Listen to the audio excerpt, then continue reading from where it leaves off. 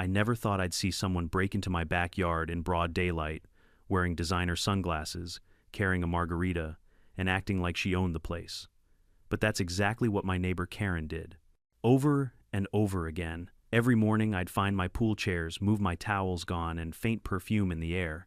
At first I thought maybe raccoons learned how to drink mojitos, but then I checked the security cameras. There she was floating on my inflatable flamingo sipping lemonade and sunbathing like it was her private resort. She even brought friends. So I decided if Karen wanted to play games, I'd make sure she felt the spark of her own entitlement, quite literally. Let's just say the next time she dipped her toes into my pool, things got electrifying. Before we dive into this story, comment where you're watching from and what time it is there, and don't forget to subscribe for more insane HOA revenge stories like this one. Life in the suburbs was supposed to be peaceful. That's what I told myself when I retired early and bought this house.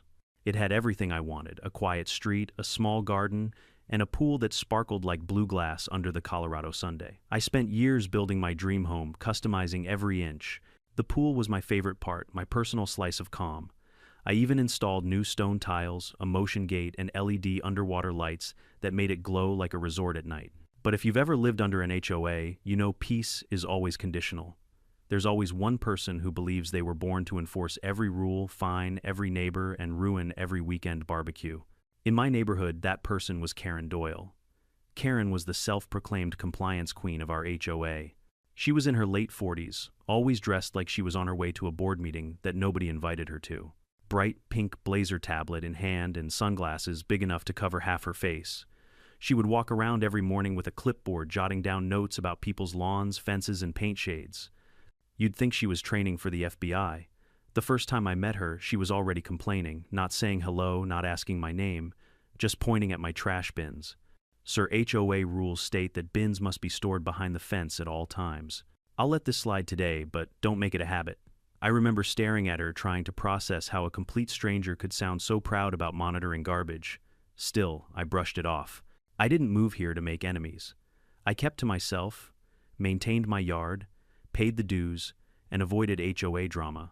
But with Karen around, that was impossible. Over the next few months, she inspected my property so many times I joked that she should start paying rent. She'd pop up uninvited during my Sunday grilling, pretending to check the fence line. One afternoon, she even walked halfway up my driveway, just to tell me my mailbox color didn't match HOA standards, even though I'd repainted it exactly as the HOA handbook described. That's the thing about people like her, they crave control. And when they find someone who doesn't care to argue, they take that as permission to push harder. Then came the pool incidents. It started subtly. I'd wake up in the mornings to find my pool skimmer slightly moved or a towel missing from the rack. I thought maybe the wind had blown something off. Then one day I noticed something stranger: footprints. Wet ones. A line of small, neat steps leading from the gate to the shallow end of the pool. Now mind you, I live alone. No kids. No frequent guests. I locked my gate every night. Yet there they were, perfect prints drying on the stone tiles.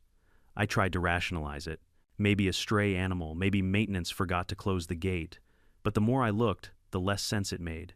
The towels were folded, not torn. The floats were inflated and left out.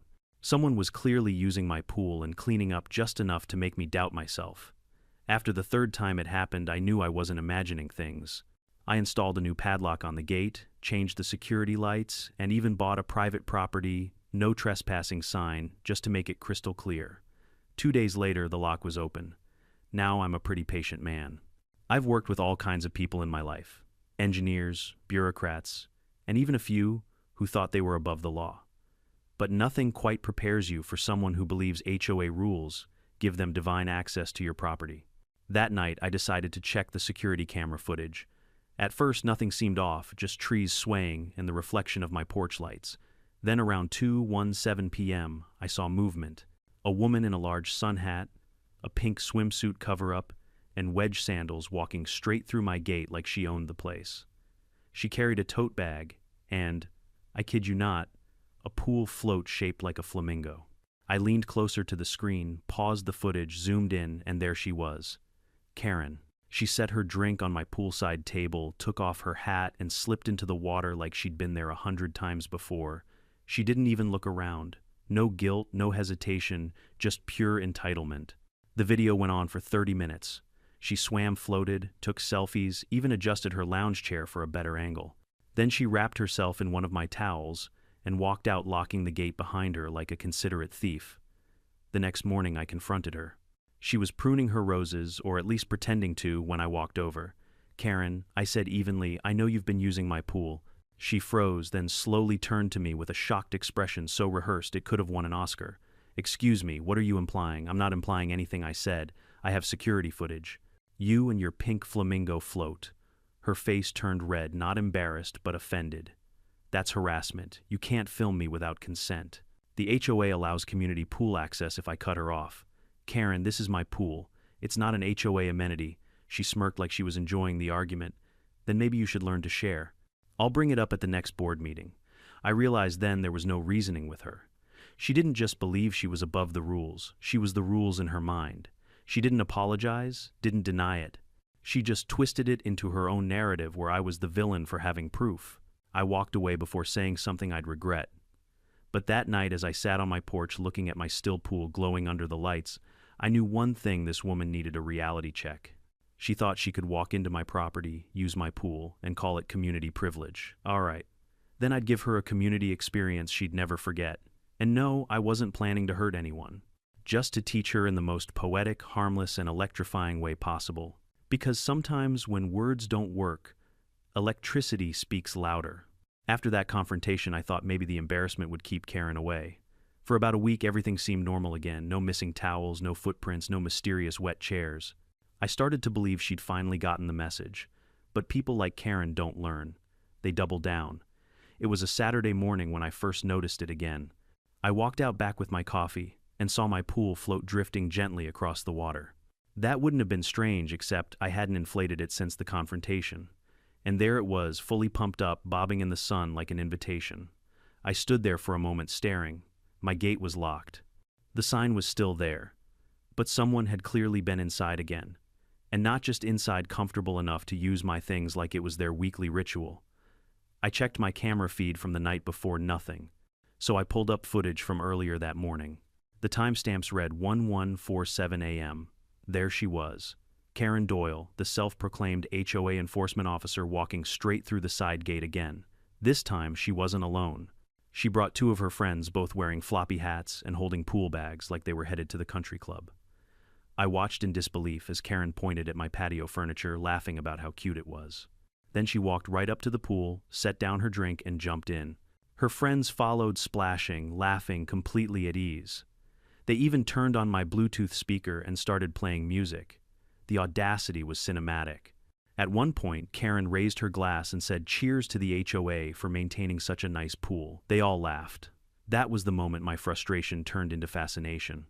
It was like watching a live nature documentary, observing the wild Karen in her natural habitat, swimming in someone else's water and pretending it was hers. I let the footage play, hands shaking between anger and disbelief. Later that afternoon, I saw Karen outside, again watering her plants like nothing happened. So I decided to test her one last time. I walked over calmly. "Hey Karen," I said, "do you know if anyone's been using my pool again?" She blinked innocently. "No idea." "Why?" "Well, I said my camera caught something interesting. Thought you might want to see." She froze for just half a second, just enough to confirm everything, then put on that smirk again. "You really should take down those cameras," she said sharply. "They violate HOA privacy policy." "Karen," I replied, "the cameras are inside my fence line. They record my property. You're only on them because you're trespassing." Her tone changed instantly, cold, defensive, almost threatening. "Careful," she said. "The HOA can fine you for harassment. You're creating a hostile environment." I couldn't believe it. She got caught trespassing on camera, and somehow she managed to turn herself into the victim. I didn't even know whether to laugh or yell. But she wasn't done. The next day, I got an HOA notice in my mailbox. It was a warning for unauthorized surveillance equipment. The letter was signed by, you guessed it, Karen Doyle, HOA committee officer. That's when I realized this wasn't just about the pool.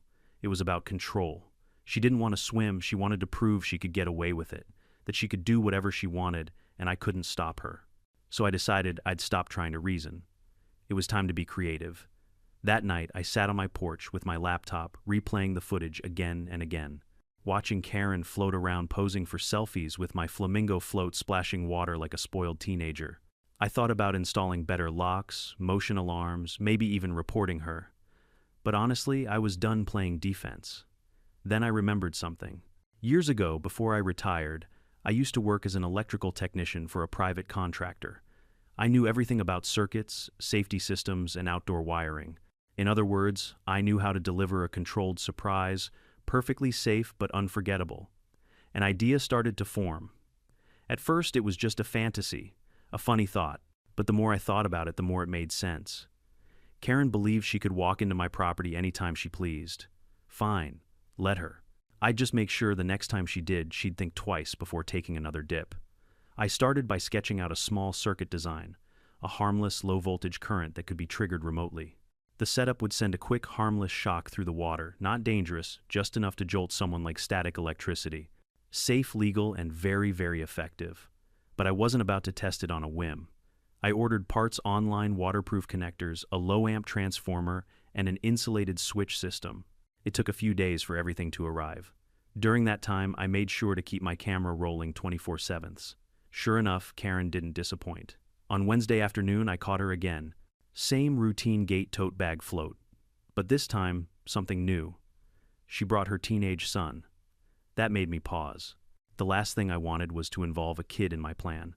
Fortunately, the boy seemed disinterested, sitting on a chair with his phone, while Karen swam laps like she was training for the HOA Olympics. They stayed an hour left quietly, and the next day I saw her wave at me from her driveway, like nothing ever happened. "Lovely weather for swimming," she called out with a grin. That was the moment I decided I wasn't just going to stop her. I was going to make sure the whole neighborhood saw exactly who she was. The next weekend, I spent the entire morning setting up. I ran the wiring along the edge of the pool, neatly hidden under decorative tiles. The current source was a harmless static system, the kind used for pet training collars, calibrated to less than 15 volts. I even tested it on myself. It was just enough to make your muscles twitch for a second. No pain, no harm, but definitely memorable. I placed the trigger switch inside my house, connected to my monitor. One click, and the system would activate for exactly 1 second. The setup was ready. All I needed now was the star of the show. So I made it inviting. I unlocked the gate, left the towels neatly folded, and set the flamingo float right in the middle of the pool like bait. Then I positioned the cameras perfectly, one on the patio, one above the pool light, and one hidden in the flower bed for a wide shot. Everything was quiet. The sun was bright, the water was crystal clear, and the air had that heavy summer stillness before chaos. I didn't have to wait long. Around 1:00 p.m., I heard voices over the fence, Karen's distinct laugh, followed by another woman saying, "Are you sure it's okay?" Karen replied confidently, "He's gone for the weekend." I checked. "Besides, I'm on the HOA board, it's fine." I smiled. Oh, it was definitely fine. Through the live feed, I watched her walk through the gate, sunglasses on, sipping something from a cup. Her friend followed, laughing nervously. Karen slipped off her sandals, walked to the edge of the pool, and said the line that still makes me grin to this day, "See, no one's gonna stop me." Little did she know I already had my finger on the switch. I'll admit, as I sat there in front of the monitor with my finger hovering over that button, I hesitated for a second.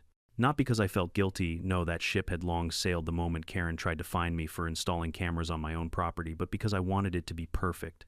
If I was going to give her the shock of her life, it had to be cinematic. Precise. The kind of karma you could replay in slow motion and never get tired of watching. But before I tell you what happened when I pressed that switch, let me rewind a bit to the days leading up to that Saturday when I planned it all.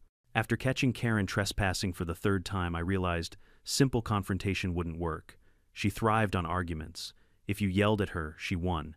If you ignored her, she doubled down. What I needed wasn't a fight, it was a trap. Something poetic. Something that didn't just stop her, but exposed her arrogance for the whole neighborhood to see. That's when I started thinking about my old workbench in the garage. Years ago, I designed low-voltage training systems for animal containment fences, harmless electric deterrents that kept pets from crossing certain boundaries. Perfectly legal, safe, tested, and if set up right, they could be adapted to work in creative ways. So one night, I pulled out my dusty toolbox, rolled up my sleeves, and started sketching diagrams on an old pizza box. The concept was simple. When the switch was pressed, it would send a 1-second pulse through a conductive mesh placed under the pool steps. It wouldn't electrocute, it would startle. Enough to make someone gasp, scream, and maybe even reconsider life choices. But the beauty of it wasn't just in the zap. It was in the timing. The cameras had to capture everything: her face, her reaction, the splash, and the chaos that followed. I wasn't doing this just for me anymore. I was doing it for every homeowner who's ever been bullied, fined, or shamed by an HOA dictator with too much free time. The next day, I drove to the local hardware store. The clerk recognized me. I'd been there enough times, fixing things after Karen's inspection notes. "Back again, Mike?" he asked, scanning the voltage regulator I set on the counter. "Yeah," I said, keeping a straight face. "Just working on some backyard pest control." He nodded sympathetically. "Coyote's worse," I said. "A talking one with a clipboard." That got a good laugh out of him. Back home, I got to work. I spent hours carefully embedding the conductive wire under the shallow-end tiles. It was invisible, completely hidden beneath the water's shimmer. Then I installed a remote switch on my desk, inside the house, connected through a Wi-Fi relay.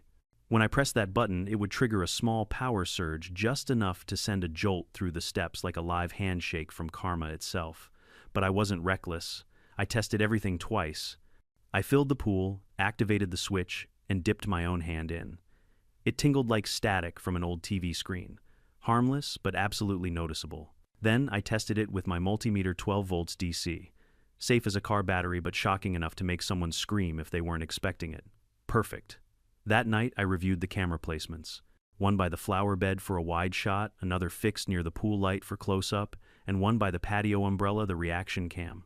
I even adjusted the brightness and angle for maximum clarity. You could have mistaken it for a movie set. Now you might think I was going overboard. Maybe I was. But after months of being harassed, fined, and spied on by this woman after watching her break into my property, like it was a community spa, this wasn't just revenge, it was art. Still, a small part of me hesitated. What if she had guests? What if someone innocent got caught up in it? So I built a failsafe. The system was wired to only activate when motion sensors detected one person in the pool area, not multiple. That way, if she brought anyone else, I could hold back. See, revenge is best served precise, not reckless. Over the next 2 days, I prepared every detail. I even baited the setup. On Friday evening, I left the side gate slightly ajar, not wide open, but just enough to look accidentally unlatched. I placed one of my spare towels on the chair and set out a bottle of sunscreen like I'd been interrupted mid-swim. And of course I floated that ridiculous pink flamingo right back into the center of the pool. If there was one thing I'd learned, it was that people like Karen couldn't resist temptation when it looked forbidden. She was addicted to breaking boundaries figuratively and literally. I didn't have to wait long. The next morning, my cameras detected motion. I opened the feed on my monitor and saw her face appear on screen. She peeked through the gate like a thief, except thieves are subtle. Karen wasn't. She strutted in like she was returning to her property, holding a glass of wine at noon and wearing a sun hat so wide it looked like a satellite dish. I hit record. "Good morning, Your Majesty," I muttered under my breath. She walked right up to the pool, kicked off her sandals, and as if mocking me, did a slow, dramatic stretch. Then she climbed onto the flamingo float, drink in hand, and sighed, "Ah, this is life." I could barely contain my laughter. It was like watching a parody of entitlement. After a few minutes, she started adjusting the chair, humming loudly, and I kid you not, took out her phone to film herself. "Day off at my private pool," she said into the camera. Private. My pool. I could feel the irony boiling in my veins. That was my cue. I opened the control panel on my laptop. The switch icon glowed green. All systems armed. Camera feeds synced. The moment of truth had arrived. I watched her dip one foot into the water, then another, still filming herself like some self-proclaimed influencer of the HOA. She twirled, tossed her hat aside, and leaned back into the float. "See, no one's gonna stop me," she said, laughing to her friend on the phone. That was it, the line, the finale, the perfect cue. My finger pressed the switch. There was a faint click from the relay box, followed by the smallest ripple on the pool's surface. For half a second, nothing happened. Then AAA-HO, her scream could have shattered glass. The flamingo shot forward, spinning like a carnival ride as she flailed, spilling her drink and splashing wildly. The camera caught every frame in glorious HD, her wig tilting sideways, her sunglasses flying off her legs, kicking like a startled duck. She scrambled out of the water so fast she nearly slipped. The float deflated under her knee with a pathetic hiss. She stood there dripping, shaking, looking around as if Poseidon himself had just personally smacked her for trespassing. "What the hell was that?" she shouted to, nobody pointing accusingly at the pool. "This water is electric, this is illegal." I muted my mic to laugh. It wasn't just the scream, it was the outrage, the disbelief. The way she looked betrayed by the very pool she stole. For a moment I almost felt bad. Almost. But then she shouted again, "I'm calling the police." Perfect. Because I already knew exactly what the footage would show: Karen Doyle trespassing, breaking into private property illegally, using someone's pool, and receiving a harmless shock of poetic justice. It was only a matter of time before this suburban soap opera went public. The scream was so loud, I'm surprised the birds didn't file a noise complaint. I sat in my living room, eyes glued to the monitor, coffee halfway to my mouth, watching what could only be described as pure cinematic karma unfold. Karen stumbled backward, drenched from head to toe, her designer sunglasses sinking somewhere to the bottom of the pool. She looked around wildly, as if expecting lightning to strike her twice. Her face twisted between confusion, fury, and humiliation, the perfect trifecta of HOA justice. "Who did this?" she shrieked, clutching her towel like a battle flag. "This is a lawsuit, this is." And then she froze. Because one of her friends, a woman I hadn't even noticed at first, peeked through the gate, phone in hand, filming the entire thing. "Karen, are you okay?" the friend asked, trying not to laugh. "Do I look?" "Okay, Brenda, I've just been electrocuted." Now, for the record, she hadn't. The voltage was low enough to be safer than static from a doorknob, but try explaining that to a woman whose ego had just been zapped in front of a live audience. I kept watching, half horrified, half entertained. She stomped around the pool deck, muttering to herself, waving her arms like she was directing traffic. "He did this on purpose. He rigged it. This is an attack." Then she stormed out of the gate, still dripping, still furious, leaving behind her tote bag sandals and the poor half-deflated flamingo float. I leaned back in my chair and whispered to myself, and that's a wrap. But of course Karen wasn't the type to just storm off and let things go. No. When people like her lose, they don't retreat, they reload. About 30 minutes later, I heard tires screeching in front of my house. I peeked through the blinds. A familiar beige SUV had pulled up, hazard lights flashing, and out stepped Karen, still in her swimsuit, wrapped in a towel, hair plastered to her forehead. She was shouting into her phone like a general commanding an army.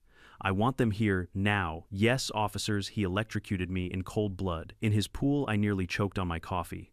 She was calling the police, over a prank she brought upon herself. I quickly grabbed the hard drive containing the camera footage. This was about to get good. 10 minutes later, 2 squad cars rolled up. The officers looked bewildered. I met them at the driveway, calm as ever. "Afternoon, gentlemen," I said. "Can I help you?" The taller officer sighed, glancing at his partner before speaking. "Sir, we got a call about, an electric assault." I did my best not to smile. "Ah, yes. That would be my neighbor, Karen Doyle." "Would you like to see the footage?" Karen came stomping up behind them, waving her hands. "Don't listen to him. He set a trap. He put live wires in the water. I could have died." I gestured politely toward the porch. "Officers, if you'll follow me." Inside, I pulled up the recorded footage on my monitor, clear as day. Karen entering my yard without permission, unlocking my gate, setting down her drink, jumping in the pool, floating, laughing, and then zap. The moment her scream echoed from the speakers, the officers both turned to look at her. One of them even coughed to hide a laugh. "So the taller officer said slowly, you were using his pool without permission." Karen's jaw tightened. "That's not the point. The point is he used an electrical device to..." "Ma'am," the officer interrupted, "you were trespassing. This is private property." She blinked, speechless. It was the first time I'd ever seen her without a comeback ready. I leaned casually against the counter. "For reference, officers, the device emits less voltage than a child's toy car battery. Totally safe. I even tested it myself. You can check the specs." The shorter officer smiled slightly. "We might need to confiscate the footage for evidence, but I think we've seen enough to know what happened." Karen was fuming, her face redder than the HOA's no parking zone signs. "So that's it, you're just gonna let him get away with this?" The tall officer tilted his head. "Ma'am, you broke into his backyard and used his pool. If anything, you're lucky he didn't press trespassing charges." I thought she might actually explode. Instead, she glared at me, eyes narrowing like she was plotting something darker. "You'll regret this," she hissed. "You have no idea who you're dealing with." The officers wrapped up the report, gave me a polite nod, and left. Karen, however, lingered just long enough to hurl one final threat over her shoulder. "This isn't over, Mike," I smiled. "I certainly hope not. This is getting fun." The next few days were peaceful. Suspiciously peaceful. The HOA newsletter didn't mention my name, Karen's car didn't appear on my street, and no new fines showed up in my mailbox. It was almost like the calm before a storm. Then, Thursday afternoon, I got an email from the HOA board. The subject line read, "You are Gent. Community safety concern." I opened it and nearly laughed out loud. It was a formal complaint filed by none other than Karen Doyle, accusing me of reckless endangerment, misuse of electrical systems, and public endangerment within HOA boundaries. She claimed my pool was a live death trap and that I had weaponized a community resource. Community resource. My private pool. The email ended with a line saying the HOA would investigate immediately. And just like that, the circus was back in town. The next morning, 3 HOA board members showed up at my door, clipboards in hand. At their head, Karen, of course, now fully dressed, acting like the victim of a major scandal. "Mr. Cooper," said the board president, "we've received reports of an unsafe electrical installation in your pool." I gestured politely toward the backyard. "By all means, inspect away." Karen gave me a smug look as they walked through the gate. "You might want to lawyer up," she whispered. I said nothing, I didn't have to. As they gathered around the pool, I turned on my camera system again, ready to record the moment her smugness shattered. I explained how the setup worked, the safety voltage, the automated timer, the certifications.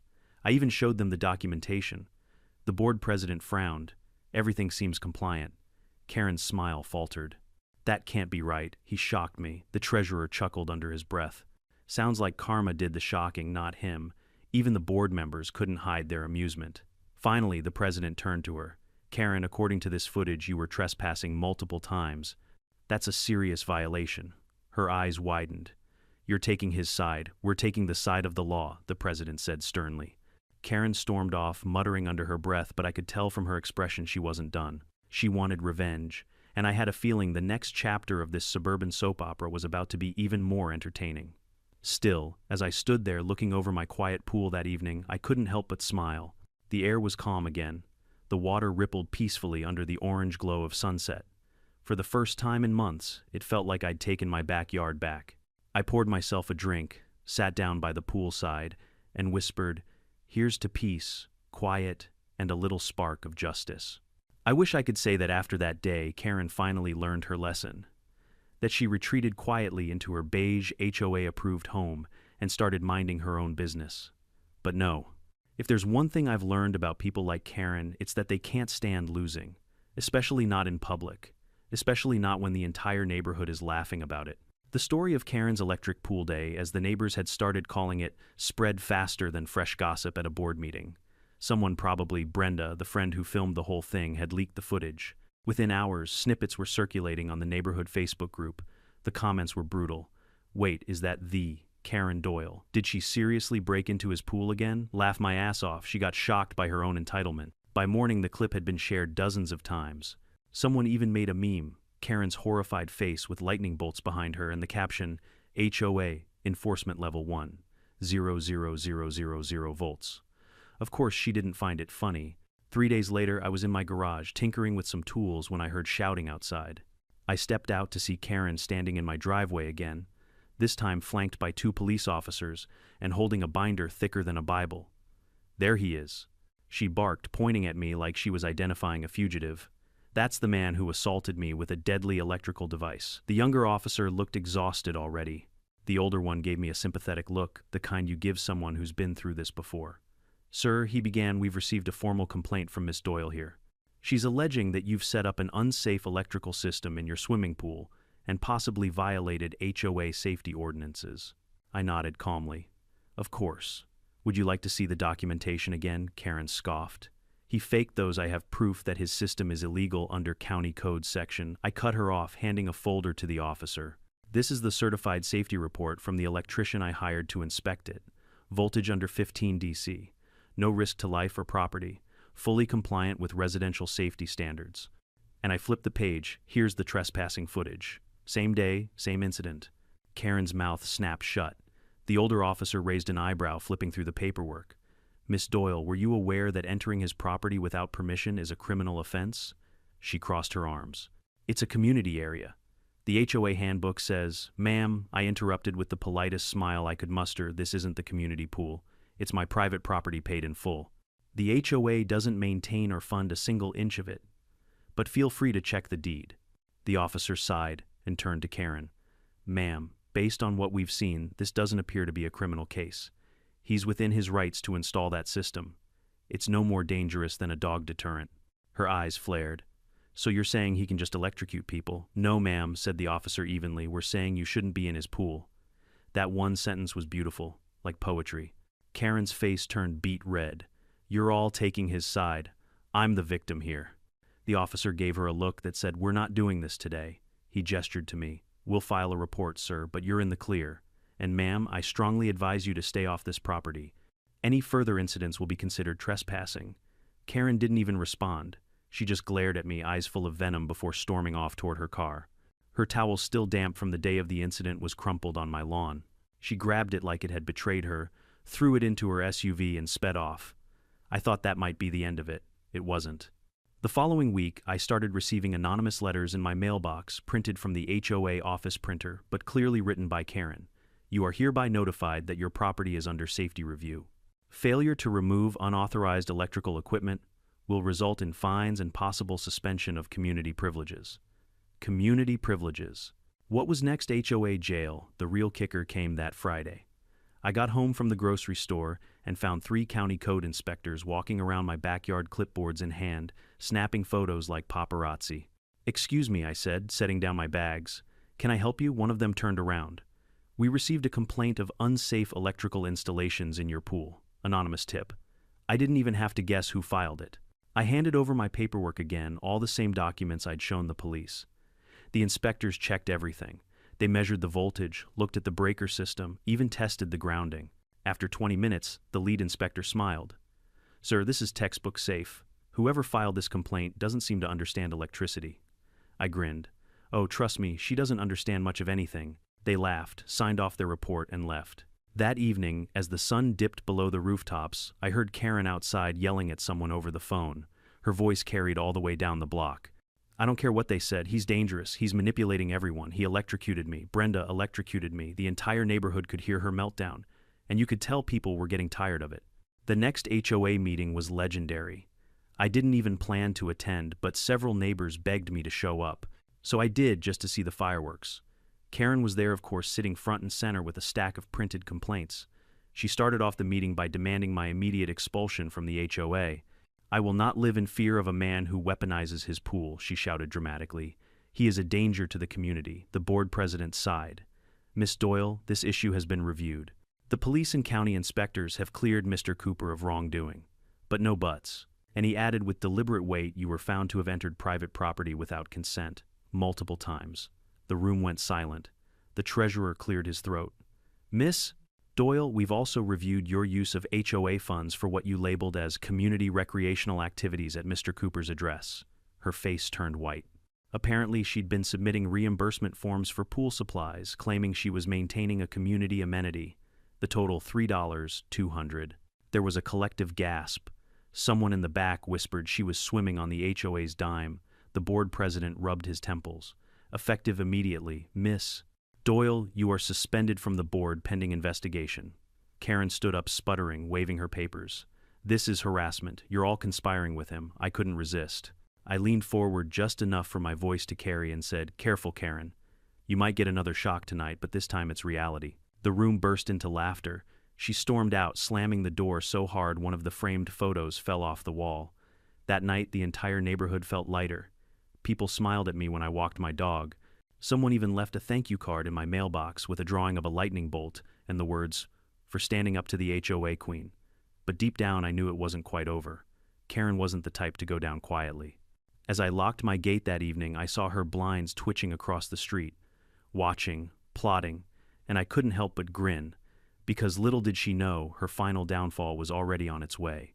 If you think Karen would vanish after being publicly humiliated, you don't live in suburbia. People like her don't quietly slink away, they escalate. They double down. They weaponize paperwork and petty rage and call it strategy. Within days of her suspension, Karen went nuclear. She filed a stack of formal complaints with county offices, unsafe electrical systems, harassment by surveillance equipment, public endangerment.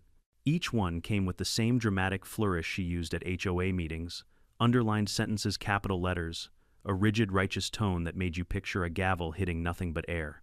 She also emailed the local neighborhood association, the county inspectorate, and for good measure, the HOA attorney.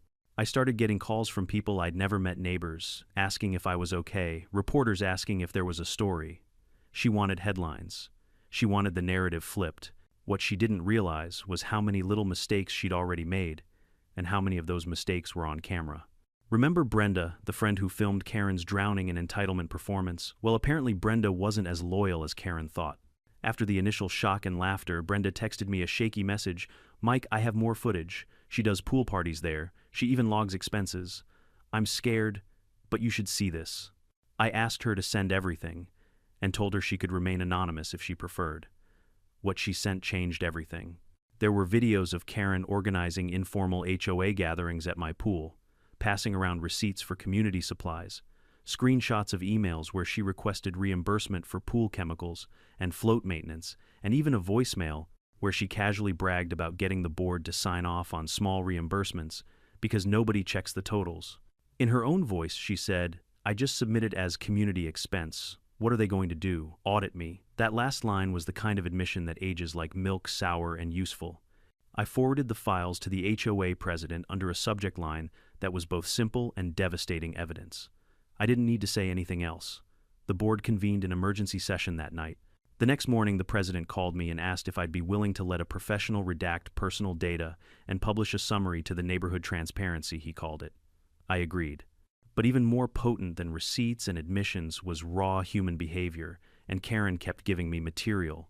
She launched a smear campaign online, posting dramatic screenshots from the county complaint portal and embellishing details. Local man traps residents in his pool electrocution scandal. She reached out to the local neighborhood page and demanded that mine be banned for promoting violence. The page moderators who'd already seen the footage weren't having it. They posted a calm, factual description of the incident, linked to HOA minutes confirming the county's findings, and urged neighbors not to spread unverified claims. As her online fury grew, so did the backlash. Neighbors began posting their own experiences: lawn invasion, rumor mongering, uncomfortable inspections. Her pattern of petty harassment came into focus like a grid on a map. People don't like being monitored by someone who treats bylaws like a weapon, and suddenly, Karen looked less like a public servant and more like a con artist with a clipboard. The HOA didn't stop at suspension. They opened a formal audit into her expense claims.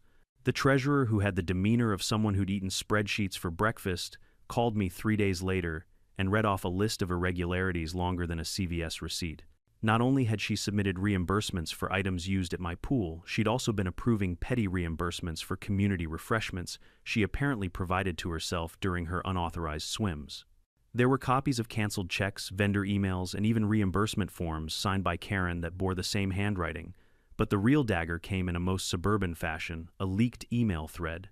Someone in the HOA, a cautious, law-abiding neighbor who'd been on the receiving end of Karen's gossip, forwarded an internal email. The thread revealed that Karen had been telling the board privately that she considered my backyard a de facto community facility because it served the social functions of a few board members. In her words, typed and curt, "We all enjoy the amenities. It's easier to treat it as communal. The little reimbursements cover it." A board member replied with a single sentence, "That's not how deeded private property works." Ouch. Faced with that evidence, the board escalated the matter beyond a simple suspension. They referred the case to the county for possible fraud investigation and filed a civil claim to recover the misused funds. A lawyer representing the HOA drafted a crisp, devastating letter to Karen: repay the reimbursements or face legal consequences. The tone left no room for her theatrical gasps. If you wanted drama, the funniest part arrived when Karen decided to fight fire with fire. She hired an attorney and threatened to countersue for emotional distress. I expected angry letters and maybe a wasted afternoon in mediation, but instead she misfired spectacularly. During a recorded phone call her lawyer made to the HOA's counsel, she insisted on being present. Karen, unable to keep herself from speaking, bragged about managing the books and commented that if someone wanted to challenge her, they'd have to bring receipts. That call was recorded, transcribed, and sent to the board as part of a discovery packet. Nothing like your own voice making the case that you falsified expenses to finish you off. The community reaction was almost comical in its finality. At the next board meeting, evidence was presented in a level-headed, legally appropriate way. The room sat in silence as the treasurer outlined the financial trail receipts, matched claims, traced reimbursements coded under community events, all converging at Karen's door. The board voted unanimously to expel her from the HOA and seek restitution. The county prosecutor's office, after a preliminary review, indicated they'd open an inquiry into potential fraud and false reporting. Word traveled fast. The neighborhood Facebook group, the same one where her dramatic posts used to dominate, became an archive of her undoing receipts. Screen grabs the voicemail where she confided that nobody audits her. One particularly merciless neighbor compiled a short montage of Karen's own words and behavior and posted it with the caption, "When entitlement becomes a business plan." It got thousands of views. Faced with looming legal bills, public humiliation, and a board that wouldn't budge, Karen did something I didn't expect. She packed up. Not with dignity, of course, but in a fit of rage that involved slamming cabinets, throwing away framed photos, and a tearful but not remorseful final rant to anyone who'd listen about a witch hunt. Her car left the driveway, one rainy afternoon headlights cutting through mist, and in an oddly cinematic moment, the flamingo float was found deflated and abandoned in the neighbor's garbage bin, like the last prop of a canceled production. Before she left, though, there was one last twist. In an act of petty vindictiveness, she sent a final mass email to the HOA list accusing me of orchestrating public shaming. That email backfired spectacularly. It contained a forwarded attachment of her own bank transactions, intended to intimidate board members, but instead provided one more paper trail proving the reimbursements. It was the anticlimax that sealed the deal. A week later, I uploaded a carefully redacted clip of the incident faces blurred, where necessary timestamps preserved Brenda's footage, included with her permission, and titled it candidly, entitled "Neighbor Uses My Pool Gets Electrifying. Karma." I made sure the post focused on trespassing and the abuse of HOA funds, not humiliation. It went viral by neighborhood standards, shared across city pages, commented on by people who had nothing to do with our street. Calls came from local bloggers asking for an interview. A regional station requested permission to use the footage for a human interest piece. I declined most requests. I wasn't looking to be famous just to close the chapter. In the weeks that followed, things quieted. The HOA recovered a portion of the misused funds. The county's inquiry resulted in a settlement Karen agreed to repay, to refrain from HOA participation, and to remove herself from any volunteer roles. She never admitted wrongdoing publicly, that's the thing about pride.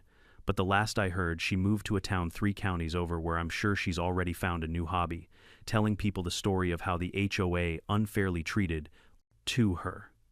Neighbors waved when they saw me now. The small children who used to hide from her clipboard waved back without fear. I walked my yard with a little more ease, my gate locked, and my camera unashamedly recording the quiet joy of reclaimed privacy. And as I sat one evening watching the pool shimmer under the sunset, I thought about how messy justice can be, how small, steady actions and a collection of receipts can topple a tyrant more surely than any dramatic confrontation. Sometimes the truth doesn't need fireworks. It needs a camera, a little patience, and people willing to speak up.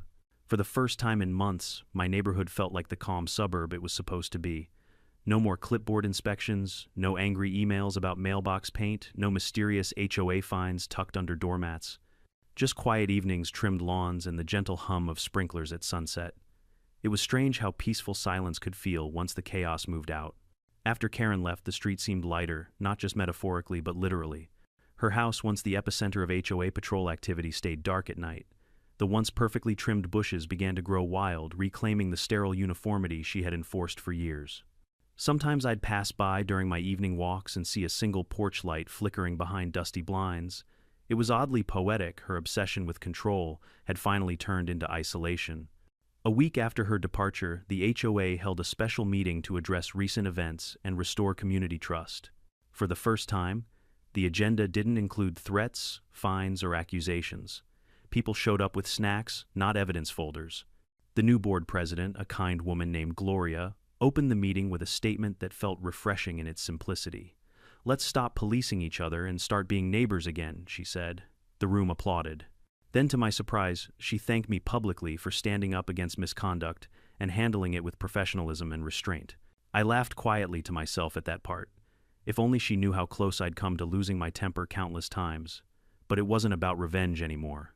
Somewhere along the line, this stopped being a story about one entitled neighbor and became something bigger, about drawing a line between accountability and tyranny, about protecting your peace when others try to invade it. After the meeting, a few neighbors came up to me with kind words. "Mike, you did the right thing. Man, you handled that better than I ever could have. My husband still watches that pool clip when he needs a laugh.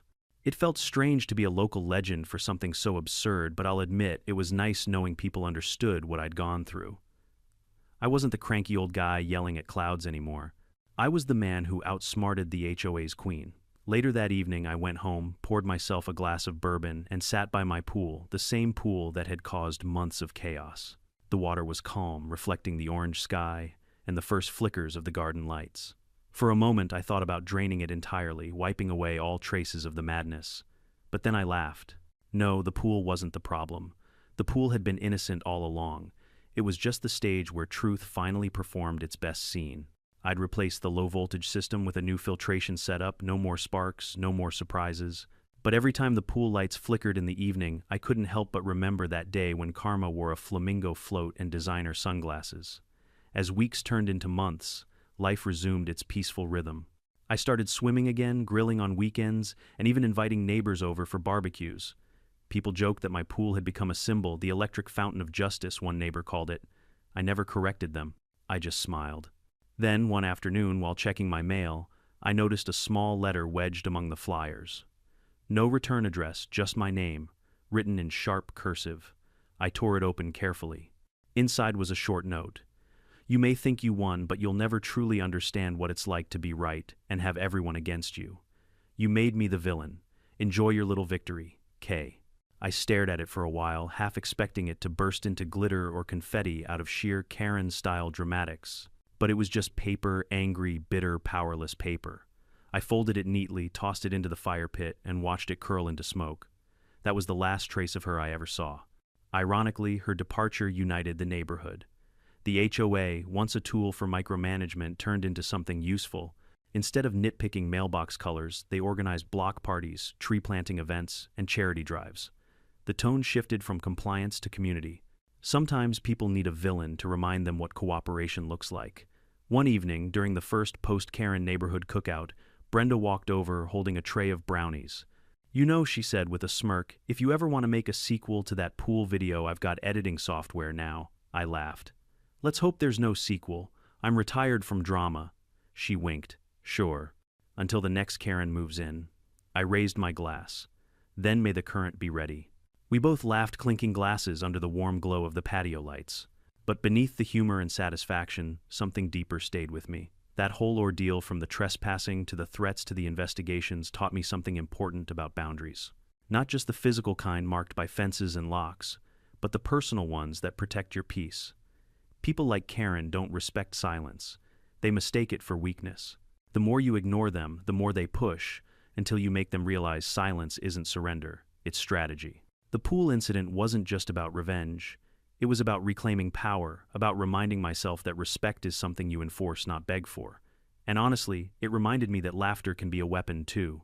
Every time I think of her face that day, the shock, the shriek, the hair plastered against her forehead, I don't feel guilt. I feel relief. Because for once, karma didn't take years to show up. It arrived instantly, perfectly timed, and slightly electrified. Months later, I got a letter from the HOA attorney confirming the case closure. Karen had agreed to a quiet settlement, repaid most of the funds, and was barred from ever serving on any HOA board in the state again. The attorney ended the letter with a dry but fitting line. Thank you for your cooperation and for demonstrating that compliance and decency can coexist even under voltage. I laughed so hard I nearly spilled my coffee. That night I sat by the pool again, the same spot where it all began. The stars shimmered above the water, rippled softly, and for the first time in a long while, the world felt balanced. I raised my glass and whispered into the quiet air. To boundaries, justice, and a little shock therapy. The pool lights flickered as if in agreement. If there's one thing I've learned from this chaos, it's that peace without boundaries isn't peace at all. You can't control how entitled people act, but you can control how much power you give them. Stand firm, protect what's yours, and when you have to fight, do it with wit, not rage. Karen's story wasn't just about trespassing. It was about arrogance meeting consequence. Sometimes the universe doesn't hand out lightning bolts. Sometimes you just have to wire one yourself safely and legally, of course. To anyone watching, don't let anyone convince you that being kind means being a doormat. You can be calm, respectful, even patient, but never passive. And when karma finally knocks, make sure you've got the cameras rolling. Now tell me, have you ever dealt with a Karen or a nosy HOA neighbor like this? Drop your story in the comments below, and don't forget to subscribe for more real-life HOA drama and revenge tales. Because as you just saw, sometimes justice really does come with a spark.